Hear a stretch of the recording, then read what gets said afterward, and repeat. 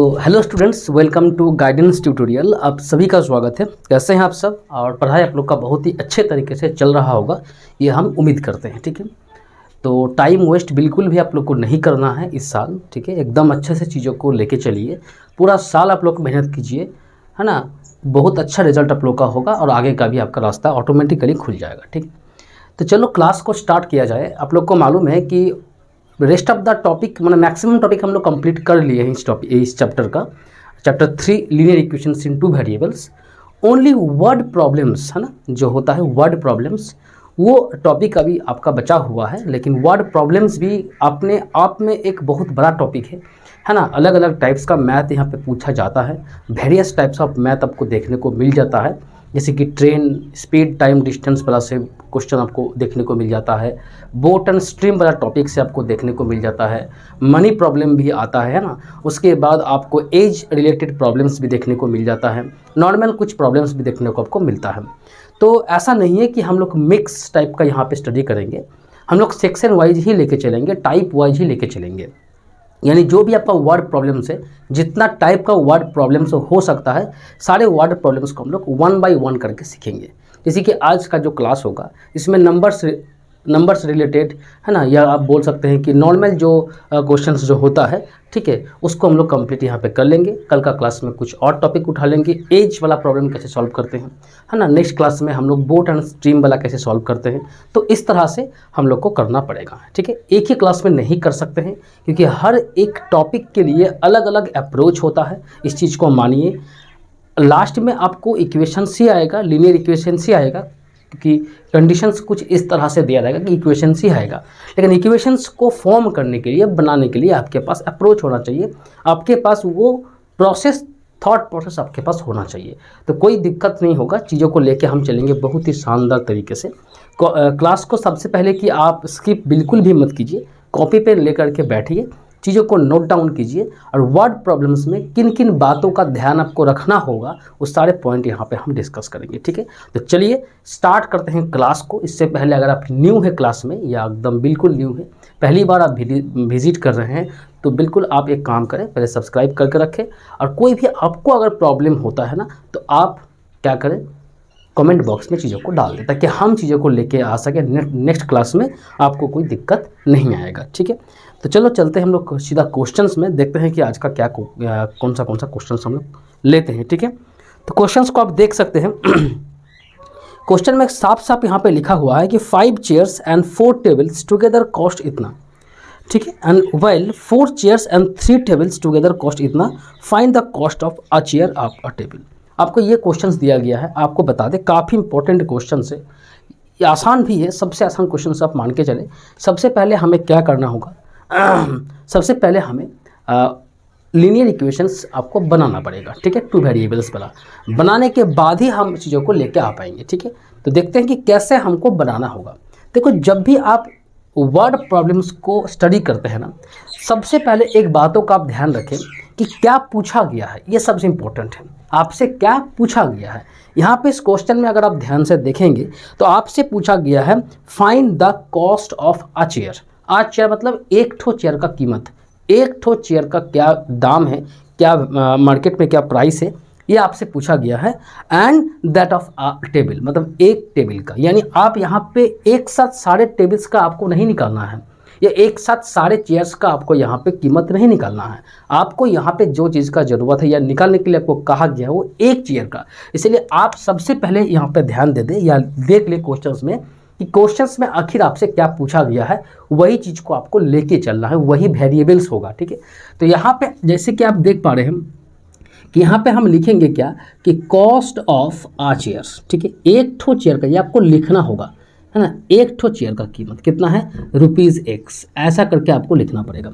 Cost of a chair क्या होगा, ₹X। इस बात को आप ध्यान दे दिए हैं, कोई दिक्कत नहीं है। एंड कॉस्ट ऑफ, इसको आप लिखना होगा कॉस्ट ऑफ अ टेबल। इसको भी आप देख ले, एक ठो टेबल, है ना, जो कि यहाँ पे ₹Y। ये एक ठो टेबल यहाँ पे काफ़ी इंपॉर्टेंट है, इसको आपको ध्यान रखना पड़ेगा। ठीक है, यहाँ पे हर कोई गलती कर देता है, और टीचर्स भी जो कॉपी चेक करता है ना, तो उनको पता है कहाँ कहाँ आप गलती कर सकते हैं।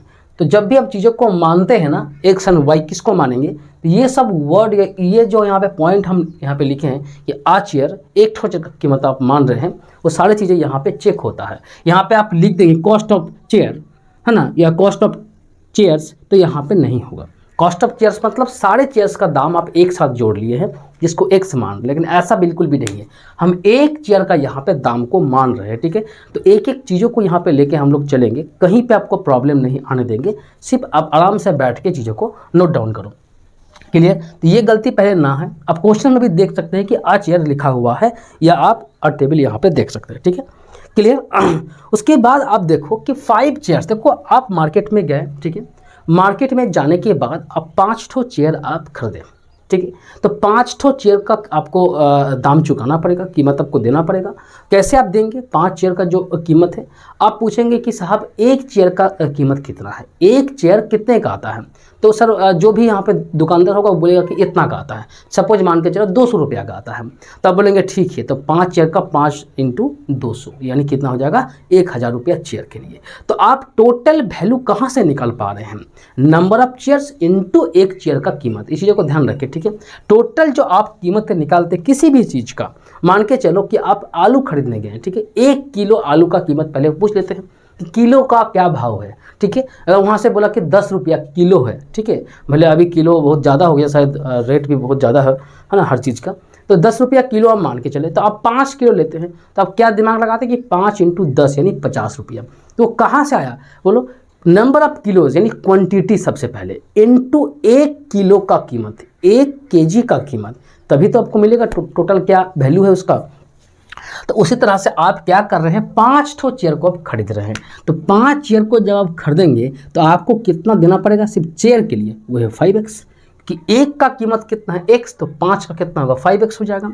उसके बाद और आप क्या खरीद रहे हैं, 4 ठो टेबल भी आप खरीद रहे हैं। तो 4 टेबल का कीमत कितना होगा, ये हुआ क्वांटिटी और ये हुआ आपका एक टेबल का यहाँ पे कीमत। क्लियर? क्लियर? ये रहा क्वांटिटी इंटू एक का कीमत। दोनों को जब आप मार्केट से खरीद के लेके आते हो, दोनों का पैसा जब चुकाते हो, तब देखते हो कि आपका जेब से कितना टोटल खर्च हो गया, वह 5600 रुपया। 5600 रुपया आपको टोटल यहाँ पे देना पड़ गया, ठीक है। ये रहा क्या, एक लीनियर इक्वेशन यहाँ पे हम बना दिए। क्लियर हो गया? इसको आप ध्यान रखें कि क्वांटिटी इंटू एक का कीमत अगर मल्टीप्लाई करते हैं तो चेयर के लिए टोटल कितना रुपया आप दिए हैं, इन प्लस यहाँ पे टोटल कितना दिया टेबल के लिए, कुल मिला के आपका खर्च कितना हुआ यहाँ पे, ठीक है। अब आप चीज़ों को एक चीज़ यहाँ पे ध्यान दें कि लीनियर इक्वेशंस को जब भी आप बनाने जाएंगे ना, एक चीज़ों का ध्यान सबसे पहले देना पड़ेगा कि इक्वल साइन का left hand side and right hand side. यहाँ पे एक बात आपको बोलना चाहेंगे हम कि आप एक चीज़ देखो कि इक्वल साइन का राइट हैंड साइड में अगर यहाँ पे क्या है, रुपीज़ है, ये क्या है बोलो, ये पैसा माने ये है ना, रुपीज़ है यहाँ पे 5600। तो यहाँ पे इधर अगर रुपीज़ है तो इधर भी रुपीज़ होना चाहिए। इधर अगर कोई मान के चलो कुछ केजी है तो इधर भी केजी में होना चाहिए, यानी left hand side right hand side दोनों इक्वल होना चाहिए, ठीक है। ये क्या है 5x, पता है क्या है 5x, एक यहाँ पे कीमत है, ये रुपीज़ है ना, ये क्या है रुपीज़ है, ये भी रुपीज़ है, तो रुपीज़, तो कोई दिक्कत आपको नहीं आएगा, ठीक है। उसी तरह से सेकेंड जो केस आपको दिया गया है कि 4 ठो चेयर और 3 ठो यहाँ पे टेबल, तो 4 चेयर मतलब क्या होगा बोलो 4x, 3 टेबल मतलब क्या होगा 3y। अब कीमत है कितना टोटल, आप यहाँ पे देख सकते हैं 4340, ठीक है, 43 यहाँ पे 40। ये रहा यहाँ पे इक्वेशंस, ये रहा इक्वेशन नंबर 1, ये रहा आपका इक्वेशन नंबर 2। बोलो इतना पहले आपको समझ आया होगा कि जो आपको हम यहाँ पे समझाना चाह रहे हैं, ठीक है। इतना कुछ क्लियर होने के बाद अब क्या है, एक्स वाई का वैल्यू आपको निकालना होगा, आपको नॉर्मली सॉल्व करना होगा, और तो कुछ है नहीं। बोलो किसको सॉल्व करना चाहोगे आप 5 को इक्वल करना चाहोगे या 3 को, यहाँ पे वाई को इक्वल करना चाहोगे, x का कोफिशिएंट को या y का कोफिशिएंट को। मेरे हिसाब से कि आप y को इक्वल करो ताकि आपको कम वैल्यू से यहाँ पे मल्टीप्लाई करना पड़ेगा। तो जब आप यहाँ पे मल्टीप्लाई कर देते हो इसको 3 से, इसको मल्टीप्लाई करते हो 4 से। लेकिन एक बात आपको बता दें, ये मल्टीप्लाई जो आप कर रहे हो ना, वो आपको लिख के देना होगा कि मल्टीप्लाई इक्वेशन 1/3 एंड इक्वेशन 2/4, ऐसा करके आपको लिखना होगा, अदरवाइज नहीं होगा, ठीक है। एंड वी गेट क्या होगा, आप मल्टीप्लाई करके आप लिखो, यहाँ पे लिखो क्या होगा बोलो 5 5 3 जा क्या होगा 15, तो यहाँ पे आप देख पा रहे हो क्या होगा 15x, क्लियर हो गया। प्लस यहाँ पे आप देख पा रहे हो 12y, यहाँ से बोलो क्या होगा, मल्टीप्लाई करने के बाद 0 0 6 3 जा 18 8 कैरी 1 5 3 जा 15 प्लस 1 16, बहुत ही ध्यान से मल्टीप्लाई करना होगा, गलती नहीं होना चाहिए। 4 4 जा यहाँ पे 16x प्लस यहाँ पे 4 3 जा 12y, यहाँ पे आप 4 से मल्टीप्लाई करो 0, 4 4 जा 16 का 6 कैरी 1, 4 3 जा 12 प्लस 1 13 3 कैरी 1, 4 4 जा 16 प्लस 1 17। उम्मीद है कि आपको ये मल्टीप्लाई भी सब कुछ आपका सही है, ठीक है। यहाँ पे आपको क्या करना होगा बोलो, यहाँ पे आपको सिंबल चेंज करना होगा, क्यों, क्योंकि यहाँ पे आप क्या किए हैं, दोनों में प्लस प्लस था तो आपको साइन अपोजिट करना होगा, दोनों को माइनस करना होगा। 15 से अगर 15 से 16 जाएगा तो यहाँ पे -x बचेगा, है ना, गलती ना करें, -x होगा प्लस x नहीं। यहाँ से भी जब आप मल्टीप्लाई करते हो, ये बड़ा डिजिट है, माइनस होगा, तो यहाँ पे होगा 0, यहाँ पे होगा 6 और यहाँ पे होगा आपका 5, बात खत्म। माइनस माइनस आप काटोगे, x का वैल्यू यहाँ पे कितना आ गया बोलो 560। अब ये x का वैल्यू आप क्या करोगे, किसी भी एक इक्वेशन में पुट करोगे। हम बोले कि आप यहाँ पे पुट कर दो, आप x में ही पुट कर दो, 1 में यहीं आप पुट कर दो, तो एक नंबर इक्वेशन में जब पुट करते हो तो क्या होगा बोलो 5 × 560, ये सुनो, प्लस यहाँ पे 4y इक्वल टू आप देख पा रहे हो यहाँ पे 5600, ठीक है। इसको आप मल्टीप्लाई करो, मल्टीप्लाई करके आप लेके जाओगे, ठीक है। तो 4y इक्वल टू क्या होगा बोलो 5600 माइनस ऑफ, मल्टीप्लाई करो 0 यहाँ पे 5 6 जा 30, 30 का 3, 30 का 0 कैरी 3, यहाँ पे 5 5 जा 25 प्लस 3 28, ठीक है ना। तो 4y इक्वल टू आप देख पा रहे हो 5 6 से 28 गया तो 2800 होगा, यहाँ पे y का वैल्यू आप यहाँ पे देख पा रहे हो कि 700 हो जाएगा, ठीक है। तो बस अब ये निकालने के बाद आपको लिखना भी होगा, ओके, कि cost of a chair is ₹560, इसको लास्ट में आप लिख देंगे कि ₹560 and cost of 1 table is ₹700, ठीक है। उसके बाद आपका यहाँ पे कंप्लीट हो जाता है। उम्मीद है कि पूरा क्वेश्चन आपको समझ में आया है, आप चीज़ों को समझ पाए हैं, काफ़ी इंपॉर्टेंट चीज़ें हैं, काफ़ी आपको यहाँ पे चीज़ें क्लियर भी हो गया होगा, ठीक है। तो ये रहा प्रोसेस जिससे कि आपको क्वेश्चन को सॉल्व करना है। इक्वेशंस को पहले यहाँ पे पकड़ लेना है, जो पूछा गया है वही चीज़ को आप मानो, एक्स एंड वाई वेरिएबल वही होगा। एक पर्टिकुलर इक्वेशंस यहाँ पे बनेगा जिसको बनाना है, फिर नॉर्मली जो प्रोसेस आपको आता है वो आप यहाँ पे सॉल्व कर सकते हो, ठीक है। चलो अब चलते सीधा हम लोग नेक्स्ट क्वेश्चन पे, इसको आप ध्यान दो, ठीक है। चलो आ जाओ इस क्वेश्चन में आप लोग आ जाओ। यहाँ पे देखो क्वेश्चन काफ़ी इंपॉर्टेंट है।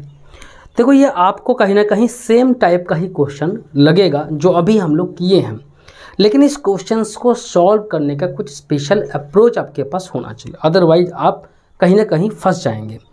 चीज़ों को यहाँ पे देखो, 23 स्पून्स एंड 17 फॉर्क का एक साथ का कीमत कितना है 1770 रुपया, 1770, while 17 spoons and 23 forks together cost 1830. Find the cost of a spoon, एक स्पून का कीमत और एक फॉर्क का कीमत आपसे पूछा गया है। मतलब कोई नया बात थोड़ी है, सेम टाइप का ही क्वेश्चन है। पहले सर मान लेंगे, मतलब मानो पहले इसको, क्या मानोगे बोलो, कॉस्ट ऑफ अ स्पून, एक स्पून का कीमत यहाँ पे आप मानोगे, जो कि आपके पास क्या है बोलो रुपीज़ यहाँ पे x है, ठीक है। उसके बाद यहाँ पे देखो कॉस्ट ऑफ आ फॉर्क, ये चीज़ आपके लिए आसान है, यहाँ पे आप आराम से चीज़ों को मान पाओगे, फॉर्क ऑफ वाई, क्लियर। उसके बाद आप बोलेंगे सर इक्वेशंस भी हम लोग बना लेंगे, अभी आप सिखाए हैं 23 स्पून हम खरीद रहे हैं, एक का कीमत यहाँ पे x है तो 23x, 17 यहाँ पे हम फॉर्क यहाँ पे खरीद रहे हैं तो 17y, टोटल हमको यहाँ पे 1770 देना पड़ रहा है। एक नंबर इक्वेशन निकल के आ गया सर। दूसरा यहाँ पे आप देख पा रहे हैं कि हमको 17 यहाँ पे स्पून को खरीद रहे हैं और 23 यहाँ पे हम फॉर्क को हम खरीद रहे हैं, टोटल हमको यहाँ पे 1830 रुपीज़ देना पड़ रहा है। ये आप इक्वेशन सर आराम से निकाल देंगे। चलो इतना आप लोग कर दिए, किसी को कोई डाउट नहीं है। नॉर्मल इक्वेशन से इधर भी आप देख पा रहे हैं कि मनी है, इधर भी देखो आप मनी है, left hand side and right hand side दोनों बराबर है, तो कोई टेंशन नहीं है। अब आपको हम पूछे कि इसको सॉल्व करो, आप इसको सॉल्व करो, वीडियो को पॉज करके सॉल्व करना स्टार्ट करो।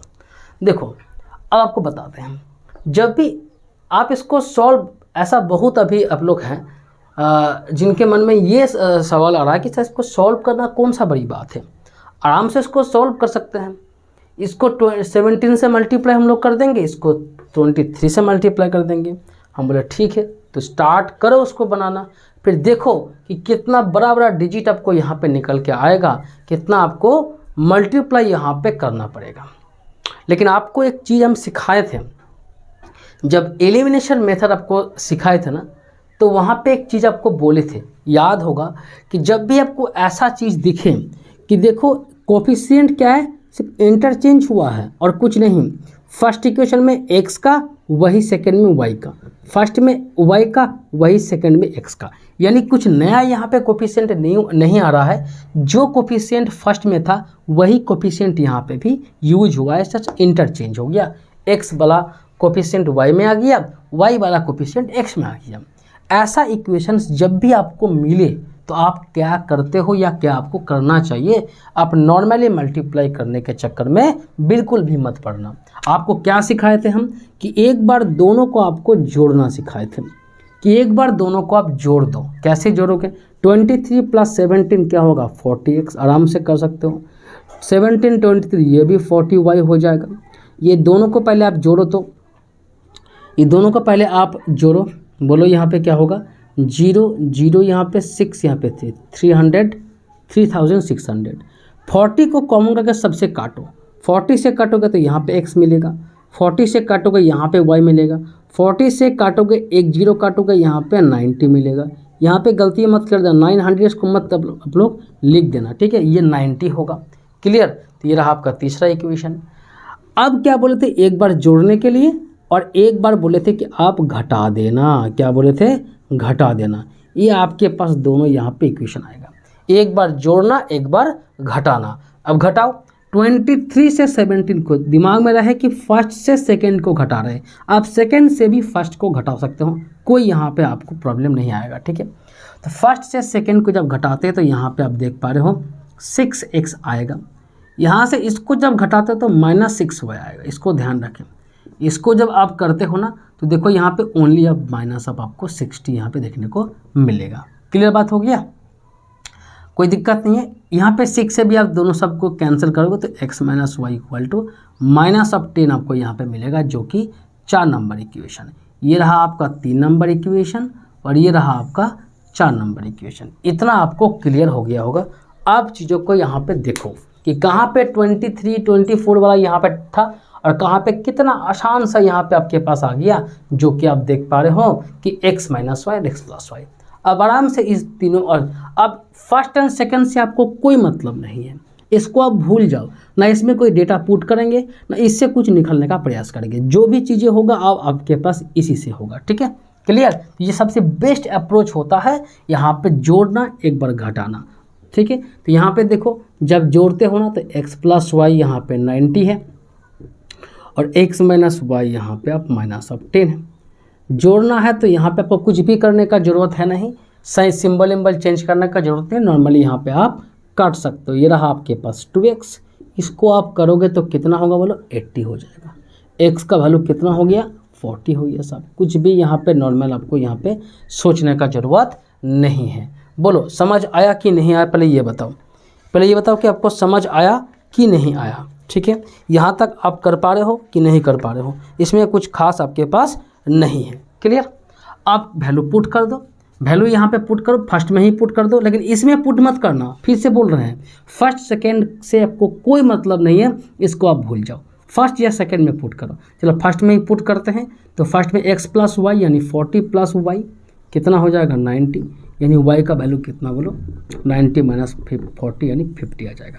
यानी एक जो आपका यहाँ पे क्या बोलते हैं स्पून का जो कीमत है वो आप देख पा रहे हो, वो आपका यहाँ पे स्पून को आप x माने थे ना, x का वैल्यू कितना है 40, इसको लिखने में गलती मत करना, और यह 4 का वैल्यू कितना हो जाएगा 50। क्लियर, तो ये रहा यहाँ पे अप्रोच। अगर आप इस अप्रोच को अप्लाई नहीं करते हैं, इस प्रोसेस को अप्लाई नहीं करते हैं, नॉर्मली मल्टीप्लाई का चक्कर में आप निकाल जाते हैं ना, तो गारंटी के साथ कह सकते हैं कि आपका बहुत टाइम भी लग जाएगा और गलती होने का भी 90% चांस है। ठीक है, तो आप सही चीज़ों को सीखें, सही अप्रोच को सीखें, तब आप एग्ज़ाम में खेल के आ जाओगे। क्लियर, समझ में आया आप लोग को कि कैसा यहाँ पे करना है, क्या निशानी है इस तरह अप्रोच को लगाने का। यहाँ पे आप देख पा रहे हो, ये आपको इंटरचेंज होता हुआ दिखाई देगा। क्लियर बात हो गया। चलो अब चलते हम लोग सीधा नेक्स्ट क्वेश्चन में यहाँ पे मूव करते हैं। इस क्वेश्चन को बहुत ध्यान से देखें, बहुत ही एक इम्पोर्टेंट क्वेश्चन है। एग्ज़ाम में आपको ऐसा क्वेश्चन देखने को अक्सर मिल जाता है, तो आप इसको अच्छा से सीखने का प्रयास करें, है ना। मैक्सिमम स्टूडेंट इस क्वेश्चन को गलती कर देता है, कहीं ना कहीं प्रॉब्लम होता है। पूरा चीज़ें यहाँ पे बताएंगे, खुल के बताएंगे, अच्छा से एकदम एक्सप्लेन यहाँ पे हम कर देंगे, टेंशन ना लें। क्वेश्चंस को आप ध्यान से यहाँ पे पढ़ लो कि लेडी हैज़ ओनली 25 पैसा एंड 50 पैसा कॉइन्स इन हर पर्स। दो टाइप का कॉइन उनके पर्स में है, कोई लेडी है। एक है 25 पैसा यानी 25 पैसा वाला जो सिक्का होता है, और एक है 50 पैसा वाला सिक्का। ठीक है, कोई दिक्कत नहीं है। If C has 50 coins in all totalling, दोनों कॉइन्स को नंबर में जब जोड़ेंगे ना तो टोटल 50 कॉइन्स उसके पास है। 25 पैसा वाला कॉइन कितना है या 50 पैसा सिक्का कितना है वो नहीं मालूम, बट दोनों को जब जोड़ दिया ना तो देखिए काउंटिंग में नंबर ऑफ कॉइन्स कितना है, 50 है। और जब यहाँ पे चीज़ों को हम देखते हैं कितना रुपीज़ बना, जोड़ेंगे तो कुछ पैसा तो आएगा ना, कुछ मनी तो आएगा ना, उसका कुछ वैल्यू होगा ना। 19.50, साढ़े 19 रुपया, 19 रुपीज़ आपको यहाँ पे देखने को मिल रहा है। तो बोलो कौन सा कॉइन कितना में था, कितना 25 का था। तो आराम से पहले आप पकड़ लो। आपको क्या बोले थे, जो चीज़ पूछेगा उसको पहले आप पकड़ लो। चलो देखो यहाँ पे, तो आप यहाँ पे क्या देख पा रहे हो कि यहाँ पे इस तरह से लिखो कि नंबर ऑफ 25 पैसा कॉइन्स, है ना, कितना है, x। ये काउंटिंग में है जी, ये क्या है बोलो, काउंटिंग में है। इस चीज़ों को ध्यान रखें। सॉरी, नंबर ऑफ 25 पैसा कॉइन कितना है बोलो, x है। और सेम चीज़ आप देखो यहाँ पे, नंबर ऑफ कितना है, 50 पैसा कॉइन, सॉरी कॉइन्स बोलो कितना है आपके पास, y है। ये आप पहले लिख लेते हैं, जो आपसे पूछा गया है। आराम से यहाँ तक आप समझ सकते हैं, कुछ भी नया चीज़ आप नहीं लिखे, जो आपसे पूछा गया उसको लिख लिया, कोई दिक्कत नहीं है। अब यहाँ पे आ जाओ। सबसे पहला जो यहाँ पे इक्वेशन बनने वाला है उसको ध्यान दो। नंबर्स में क्या है, दोनों पैसा को जब मिला दिए हैं, जोड़ दिए हैं, मैंने काउंटिंग किए हैं कि कितना, how many numbers of 25 paisa coins are there and how many numbers of 50 paisa coins are there. If we all together count, okay, then we get that total number of coins is 50. That means first equation you will get from this condition, that is x plus y equal to 50. ये सिर्फ counting में है, ठीक है। यहाँ पे मान के चलो ये 40 होगा तो ये 10 होगा, ये 30 होगा तो ये 20 होगा, इस तरह से, ठीक है। दोनों को जोड़ दिए तो नंबर ऑफ कॉइन्स यहाँ पे मिल गया 50, ठीक है। कॉइन्स काउंटिंग में नंबर्स में 50। लेकिन टोटल जब कर देते हैं ना तो देखते हैं कि 19.5 रुपीज़ आपको देखने को, रुपीज़ में। अच्छा ठीक है, 19.5 रुपीज़।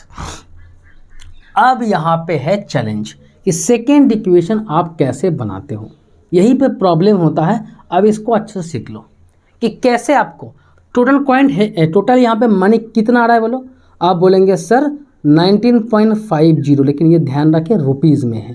बोलो ठीक है, कोई बात नहीं, 19.5 रुपया आपके पास आया हुआ है, कोई दिक्कत नहीं है, 19.5 रुपया आपके पास है।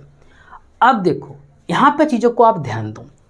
अब इधर जब रुपीज़ है ना तो लेफ्ट हैंड साइड में भी रुपीज़ होना चाहिए। ये सबसे इंपॉर्टेंट पॉइंट जो फर्स्ट में ही हम बोल दिए कि अगर आपका राइट हैंड साइड में रुपीज़ है तो लेफ्ट हैंड साइड में भी रुपीज़ होना चाहिए। यहाँ पे देखो वही चीज़ किए हैं, राइट हैंड साइड में क्या है, नंबर ही है 50, नंबर ऑफ कॉइन्स। तो इधर भी देखो x क्या था, नंबर ऑफ कॉइन्स था, y क्या है, नंबर ऑफ कॉइन्स है। तो number of coins equal to number of coins, यहाँ पर भी इक्वल होना चाहिए। यहाँ पे अब देखो ये रुपीज़ में तो इधर भी रुपीज़ में होना चाहिए। तो आप बोलेंगे सर रुपीज़ में कहाँ से लेके आएंगे? आपके पास जब एक्स है तो एक्स यहाँ पे क्या ही है, पैसा ना है जी, तो इसको रुपीज़ करो। तो आप पहले एक्स को 4 से डिवाइड करो। बोले 4 से क्यों डिवाइड कर रहे हैं सर? हम बोले 4 से इसीलिए डिवाइड कर रहे हैं एक्स को क्योंकि ये 25 पैसा कॉइन है। 4 ठो कॉइन मिला के आपको क्या करना होगा, बोलो यहाँ पे आपको यहाँ पे रुपीज़ में कन्वर्ट करना होगा।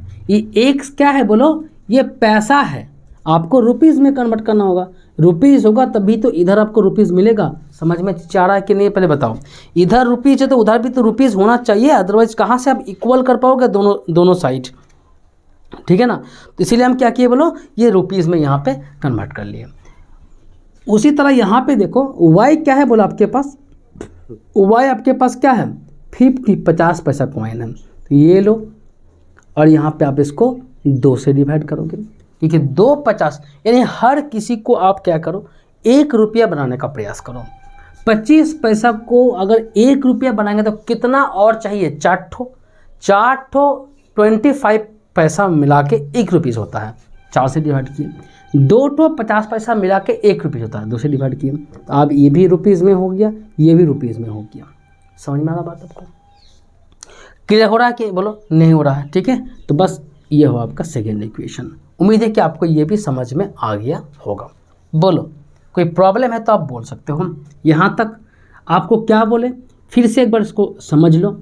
ये पैसा है, ये रुपीज़ नहीं है। नंबर ऑफ 25 पैसा जो भी होगा ये एक्स ना पैसा में ही काउंट होगा। तो रुपीज़ करने के लिए 25 है, इसीलिए 4 से किए क्योंकि 4 ठो कॉइन मिला के 1 रुपीज़ होता है। वाई यहाँ पे क्या है बोलो 50 पैसा, तो यहाँ पे 2 ठो कॉइन मिला के 50 होगा। ठीक है, इसको जब एलसीएम जब आप लेते हो ना तो यहाँ पे 4 हो जाएगा। तो 4 होगा तो यहाँ पे आप देखो एक्स प्लस यहाँ पे आप देख सकते हो 2y जो कि 19.50। क्रॉस मल्टीप्लाई यहाँ पे कर दो तो आपको मिलेगा क्या, x प्लस 2y। 4 से यहाँ पे मल्टीप्लाई करता हूँ, 4 से 19 को मल्टीप्लाई करोगे क्या होगा बोलो 76। 4 19 76 76। 0.5 मतलब क्या, 0.5 मतलब 50 पैसा। 4 ठो है तो क्या होगा 2 रुपया होगा तो प्लस 2, यानी टोटल यहाँ पे कितना होगा 78। क्लियर बात हो गया। तो ये रहा आपका यहाँ पे सेकेंड इक्वेशन। इसको आप नॉर्मली मल्टीप्लाई भी कर सकते हो, यही आएगा। बस x plus y equal to 50, x plus 2y equal to 78। कुछ भी यहाँ पे कोफिशिएंट को इक्वल करने का जरूरत आपको नहीं है। आप सीधा सीधा यहाँ पे क्या करो,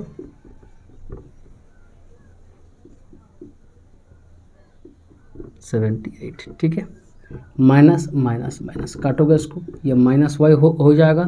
यहाँ पे आप इसको करते हो तो कितना होगा बोलो, यहाँ पे 28 हो जाएगा, -28। ठीक है, y इक्वल टू कितना हो जाएगा बोलो 28 हो जाएगा। क्लियर, y इक्वल टू 28 होगा तो x बोलो कितना होगा, यहाँ पे आप देख पा रहे हो यहाँ पे 22 हो जाएगा। ठीक है, तो ये रहा आपका नंबर ऑफ कॉइन्स, यानी जो पर्स था ना उस पर्स में कितना है 25 पैसा का कॉइन कितना था 22 ठो था। कितना था 22 ठो, और ये कितना था बोलो 28 को था। ठीक है, 28 एंड 28। बोलो समझ में आया कि नहीं आया आपको? ठीक है, आप वेरीफाई भी कर सकते हो। देखो आपके पास अगर 22 होगा ना 25 पैसा, तो बोलो कितना होगा आपके पास रुपीज़ में। 22 को 4 से डिवाइड कर दो, है ना, 22 को आप 4 से यहाँ पे डिवाइड कर दो। ठीक है, तो देखो यहाँ पे 4 से जब इसको डिवाइड करते हो तो 5 रुपीज़, और यहाँ पे आपको मिलेगा क्या और 50। ठीक है ना, 5.5। 4 से इसको डिवाइड करने पे इसको आप 2 से डिवाइड करोगे, यहाँ पे 50 पैसा है तो कितना होगा, 2 से करोगे तो यहाँ पे 14 हो जाएगा। दोनों को जोड़ोगे तो ये कितना होगा 19.5 ही आएगा। ठीक है, तो आराम से इसको आप देख सकते हो। सिर्फ ट्विस्ट आपको यहाँ बता दिए कि कहाँ पे आपको चीज़ों को चेंज करना है, बाकी आप समझदार हो, आपको चीज़ें आ रहा होगा। ठीक है, क्लियर, यहीं पे मेन ट्विस्ट है कि चीज़ों को रुपीज़ में कन्वर्ट करना होगा क्योंकि इधर भी रुपीज़ में दे दिया है। क्लियर, बोलो समझ में आ गया होगा। उम्मीद है कि ये चीज़ें आपको बिल्कुल भी क्लियर हो गया होगा। ठीक है, चलो आप चलते हैं हम लोग नेक्स्ट क्वेश्चन में। चलो इस क्वेश्चन को ध्यान से पढ़ो। ठीक है, इसमें क्या है, taxi charges in a city consist of fixed charges and the remaining depending on the distance travelled in kilometres. If a man travelled 80 kilometres he page 1330 1330 रुपया एंड 90 किलोमीटर्स के लिए 1490. Find the fix charge and rate पर kilometre. बहुत अच्छा ये question है. इस question को समझाने के लिए एक एग्जांपल लेंगे. आप लोग कभी भी अगर कलकत्ता का जो रिक्शा वाला होता है ना, जो ऑटो वगैरह होता है, उसमें अगर आप ट्रैवल करेंगे ना, तो वहाँ पे एक रूल है. रूल कुछ बस में भी ये देखने को मिल जाता है. रूल कुछ ऐसा है कि अगर आप वहाँ पे बैठते हो, यानी गाड़ी में आप बैठते हो ना, तो आपको बैठने का एक फ़िक्स चार्ज देना पड़ता है. चाहे आप 1 किलोमीटर जाओ या 10 किलोमीटर जाओ, वो अलग चीज़ें हैं, बट आपको एक फ़िक्स चार्ज वहाँ पे देना पड़ता है. 10 रुपया हो, 5 रुपया हो, 20 रुपया हो, जो भी हो, आपको एक फ़िक्स चार्ज देना पड़ता है. उसके बाद जितना किलोमीटर जाओगे उस हिसाब से आपका किलोमीटर का जो रेट है पर किलोमीटर, वो भी आपको देना पड़ेगा. यानी 2 टाइप का चार्जेस आपको देना पड़ता है. एक है फिक्स चार्ज जो बैठने के लिए आपको देना पड़ेगा, और दूसरा है कि प्रति किलोमीटर चार्ज, यानी पर किलोमीटर में जितना आप जाते हैं. अगर 10 किलोमीटर गए हैं तो उस हिसाब से आपको पर किलोमीटर के हिसाब से देना पड़ेगा. ठीक है, तो वही वाला क्वेश्चन यहाँ पे दिया गया है कि आपको क्या है, चीज़ों को यहाँ पे आप देख सको कि 2 टाइप का चार्जेस है. तो पहले आप एक काम करो, आप यहाँ पे मान लो कि जो फिक्स चार्ज है ना, जो फिक्स चार्ज है, उस फिक्स चार्ज इसको आप मान लो ₹X, कि आपको ₹X तो देना ही है, चाहे आप कितना किलोमीटर जाओ आपको वो देना ही पड़ेगा, फिक्स है. और पर किलोमीटर चार्ज है ना, पर किलोमीटर चार्ज, इसको आप अपने हिसाब से आप लिख सकते हो, जो कि ₹Y है. ये आपको ये पर किलोमीटर के हिसाब से देना पड़ेगा, और ये आपको फिक्स चार्ज है. कोई आदमी है जो भी है कि 80 किलोमीटर गया और उसको 1330 रुपया देना पड़ा. कितना बोलो, 1330 रुपया. ये 1330 जो टोटल दिया, इसमें क्या होगा, इसमें 2 चार्ज ऐड किए होंगे, 2 चार्ज ऐड होगा. एक तो फिक्स चार्ज, इस 1330 में कौन सा चार्ज है शामिल, पहले ये बोलो. एक तो फिक्स चार्ज है, देना ही है, और एक है पर किलोमीटर. तो पर किलोमीटर में Y रुपया है. आप कितना किलोमीटर गए जी, 80 किलोमीटर गए, तो 80 Y हो गया. बस चीज़ें क्लियर आपको हो गया होगा, है ना. ये रहा पहला इक्वेशन. बोलो समझ में आया कि नहीं आया. ये आपको लेके चलना ही है, फिक्स चार्ज हमेशा लेके चलना ही होगा, और यहाँ पे प्रति किलोमीटर का चार्ज. ठीक है, Y रुपये से पर किलोमीटर, 80 किलोमीटर गए हैं तो 80 × Y हो गया, और यहाँ पे X हो गया. सेकेंड, आप कितना किलोमीटर गए जी, 90 किलोमीटर, उसके लिए कितना बोला, 1490, 1490, 1490. तो आप 1490, हाँ 90, ठीक है, दे रहे हो. कितना के लिए बोलो, कितना किलोमीटर के लिए, 90 किलोमीटर के लिए. फिक्स चार्ज तो आपको देना ही है, प्लस 90 किलोमीटर का चार्ज दो Y के हिसाब से. बस आप इसको सॉल्व करो. ऐसे इक्वेशन को सॉल्व करना काफ़ी आसान है. पता है क्यों? क्योंकि एक हमेशा आपका यहाँ पे इक्वल मिलेगा, फिक्स चार्ज है, कोई भी यहाँ पे कोफिशिएंट नहीं है. सीधा यहाँ पे आप माइनस करो, काटो उसको. इसको करोगे तो ये -10Y हो जाएगा. इसको जब आप यहाँ पे करते हो माइनस, तो यहाँ पे आप देख पा रहे हो हम कि माइनस ऑफ क्या होगा, 160 है ना, 160. क्लियर बात हो गया, 160 है ना. अच्छा, तो यहाँ पे माइनस आप काट दो. Y का वैल्यू यहाँ पे क्या होगा, 16 रुपीज़ हो गया. पर किलोमीटर में 16, 1 किलोमीटर जाओ 16 रुपया दो, 2 किलोमीटर 32 रुपये. इस हिसाब से अब इसको पुट करो, किसी एक में पुट कर दो. फर्स्ट में ही आप पुट कर दो. तो X का वैल्यू यहाँ पे आप देख पा रहे हो 1330 माइनस करके लेके जाओगे यहाँ पे 80 × 16. क्लियर. तो X का वैल्यू यहाँ पे आप देख पा रहे हो 0, यहाँ पे माइनस करो 0, 1280 माइनस कर दो 0, यहाँ पे 5 हो जाएगा, है ना. बस 50 रुपया. यानी गाड़ी में बैठते ही पहले आप 50 रुपया दे दो. ठीक है, गाड़ी का मेंटेनेंस है ना, अलग टैक्सेस है, तो ये सब चीज़ें हैं. उसके लिए पहले आप क्या करो, इतना रुपीज़ दे दो, 50 रुपीज़ पहले आप दे दो.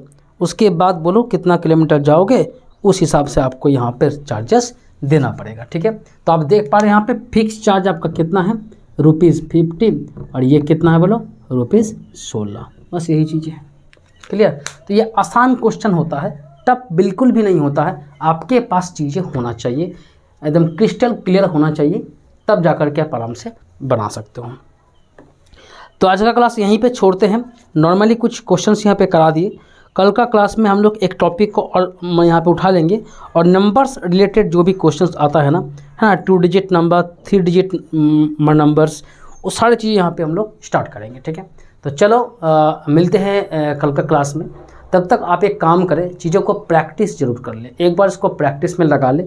कुछ क्वेश्चंस आपका बुक में भी मिल जाएगा जिसको आप सॉल्व करो। ठीक है, और अगर न्यू हो तो बिल्कुल भी चैनल को सब्सक्राइब करके रखो, आपको बिल्कुल एक सिस्टमेटिक कोई भी वीडियो मिलते रहता है।